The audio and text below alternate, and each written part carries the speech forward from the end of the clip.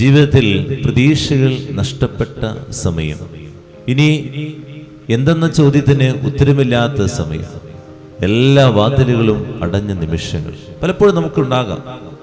Gyros അങ്ങനെയൊരു നിമിഷത്തിലാണ്. Synagogue അധികാരിയാണ്. ആ കുഞ്ഞുമകൾ മരിച്ചു കഴിഞ്ഞു, ഇനി വേറൊന്നുമില്ല. പക്ഷേ യേശു നമ്മുടെയൊക്കെ ജീവിതത്തിലേക്ക് കടന്നു വരുമെന്ന് നമ്മൾ മനസ്സിലാക്കുക. ആ ജൈറോസ് യേശുവിൻ്റെ കാൽക്കൽ വീണ് കരഞ്ഞു എന്ന് പറയാം. കാൽക്കൽ വീണ് കരഞ്ഞു. അതിനുശേഷം വീട്ടിലേക്ക് നടന്ന നിമിഷങ്ങളിൽ ആ ജനക്കൂട്ടം വന്ന് കരഞ്ഞു പറയുന്നുണ്ട്, നിന്റെ മകൾ മരിച്ചു, എല്ലാം കഴിഞ്ഞവിടെ.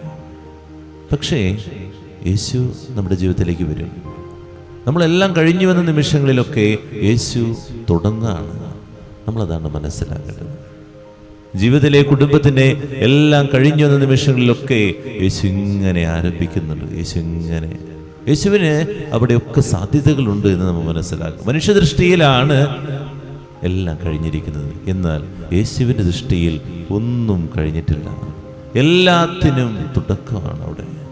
പല സാധ്യതകളും യേശു കണ്ടുവെക്കുമെന്ന് നമ്മുടെ ഒക്കെ ജീവിതത്തിലുണ്ടാകും. മക്കളെ ഓർത്ത് ഇങ്ങനെ കരഞ്ഞ് പ്രാർത്ഥിക്കുമ്പോൾ എല്ലാം കഴിഞ്ഞു. അല്ലെങ്കിൽ ഏതെങ്കിലും പരീക്ഷകൾ എഴുതി അടഞ്ഞു കിടക്കുകയാണ്.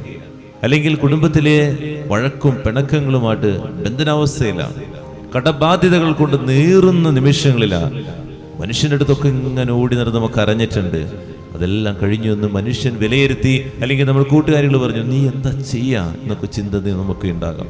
എല്ലാവരും നമുക്ക് പ്രതീക്ഷ അറ്റുപോയ നിമിഷങ്ങളുണ്ട്. പക്ഷേ ഓർക്കേണ്ടത്രയേ ഉള്ളൂ, തലീത്താക്കും എന്ന് പറയാൻ കർത്താവുണ്ട്.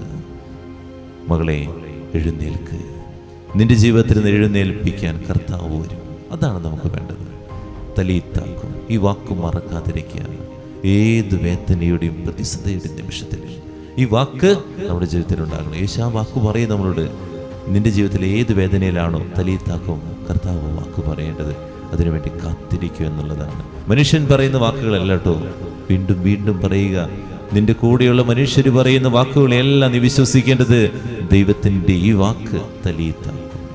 മോളെ എഴുന്നേൽക്ക്. നിന്നെ എഴുന്നേൽപ്പിക്കാൻ, കൈപിടിച്ച് എഴുന്നേൽപ്പിക്കാൻ കർത്താവ് വരും. പ്രാർത്ഥിക്കാം.